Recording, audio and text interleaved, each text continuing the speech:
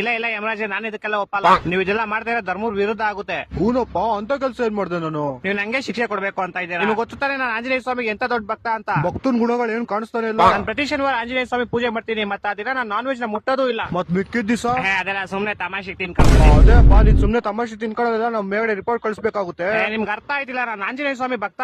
ನೀನ್ ಯಾರ್ ಭಕ್ತನಾರು ಆಗಿರೋ, ನೀನ್ ಮಾಡಿರೋ ಕರ್ಮಕ್ಕೆ ನಾವು ಶಿಕ್ಷೆ ಕೊಡದ್ರೆ ಬಿಡಕ್ ಆಗೋದೇ ಇಲ್ಲ. ಎಸ್, ದೇವ್ರು ಬಂದ್ಬಿಟ್ರು. ಓ ಹನುಮಾನ್, ನೀನ್ ಇಲ್ಲಿ? ಎಲ್ಲಿ ನನ್ ಭಕ್ತ ಸಂಕಟದಲ್ಲಿರ್ತಾನೋ ಅಲ್ಲಿ ನಾನು ಬರ್ಲೇಬೇಕು. ಅಯ್ಯೋ, ಯಾವ ಸುಮ್ಮನೆ ಭಕ್ತ? ಅವ್ನ್ ಸ್ವಾರ್ಥಕ್ಕೋಸ್ಕರ ಪಾಪ ಮೂಕ್ ಪ್ರಾಣಿಗಳನ್ನ ಹತ್ಯೆ ಮಾಡ್ತಿದ್ದ. ಆದ್ರೆ ಶನಿವಾರ ಮಾಡಿಲ್ವಲ್ಲ.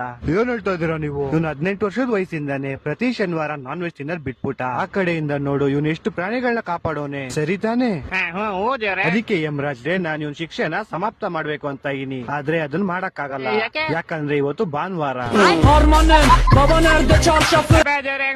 ಅಯ್ಯೋ ಹೌದಲ್ವಾ, ನಂಗೆ ಇವತ್ ಜ್ಞಾಪನ ಐತಿ, ಇವತ್ ಭಾನುವಾರ. ಅದಕ್ಕೆ ನಾವ್ ಇವ್ನಿಗೆ ಚಾವಟಿ ಹೊಡಿಯಕ್ ಆಗಲ್ಲ. ಮತ್ತೆ ಮೋಸ್ಟ್ಲಿ ನಾನು ಇವತ್ತು ಚಾವಟಿ ಹಿಡಿನ ತಪ್ಪಿಸ್ಕೊಂಡೆ ಅನ್ಸುತ್ತೆ.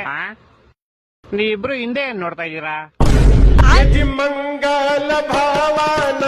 ಕುಡಿದಿರೋ ಬೆಂಕಿಲ್ ಹಾಕೋಣ. ನಿಮ್ಮಿಷ್ಟ ಯಮರಾಜ್ರೆ.